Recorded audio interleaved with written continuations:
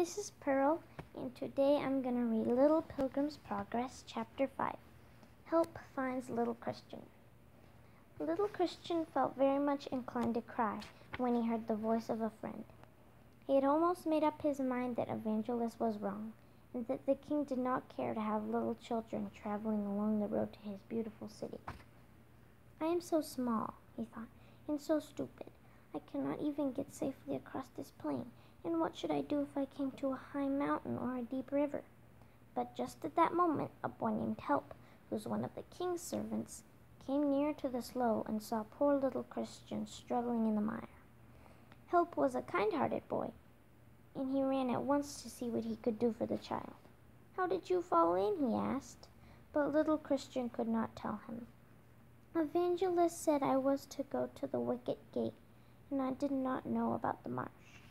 "Didn't you see the stepping stones?" "No, I was talking to Pliable, and we were not looking at the ground." "That was foolish. Where is Pliable?"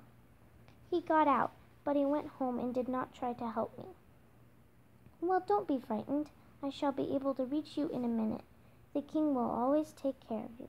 I wondered why he sent me over the plain today, but it was because he knew you would need me. Take hold of my hand and put your foot here. There, you are quite safe."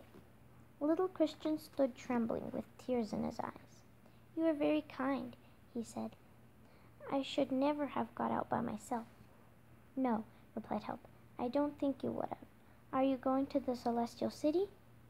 "I wish to go, but I am afraid the way will be too hard for me. Perhaps I'd better wait until I am older."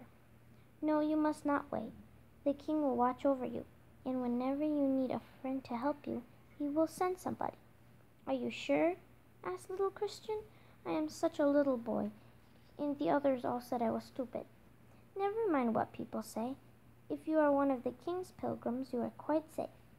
You may find the road long and hard, but if you keep on bravely, you will come to the city at last, and then you will forget your trouble, because you will be so glad to see the king." He spoke so kindly that little Christian did not feel afraid of talking to him. "Do you think I shall find my mother in the Celestial City?" he said. "She is with the king." "If she is with the king, you will find her. Is it long since she went away?" "She went when I was a little baby. I can't remember her at all, but we have her picture at home, so I shall be sure to know her. She looks so sweet and kind. Sometimes I cry because she cannot love me." "But she does love you," said Help. "The king does not let his people forget. I have no doubt he has told her already that you are coming to the city, and she will be watching for you." He had been kneeling on the ground, wiping the mud from little Christian's clothes with tufts of soft grass. He rose now, saying, "You have soiled your things very much, but you will have new ones before you get to the city. Don't lose sight of the light over the wicket gate, and walk as quickly as you can until you reach it. Goodbye, and remember the king will take care of you." "Just tell me one thing," said little Christian. "Have you been to the city yourself?" "No, I have been very nearly to its gates, and then the king gave me some work to do for him, and I shall not go to live in the city until it is finished." "How long will it take me to get there?" "I can't tell you that.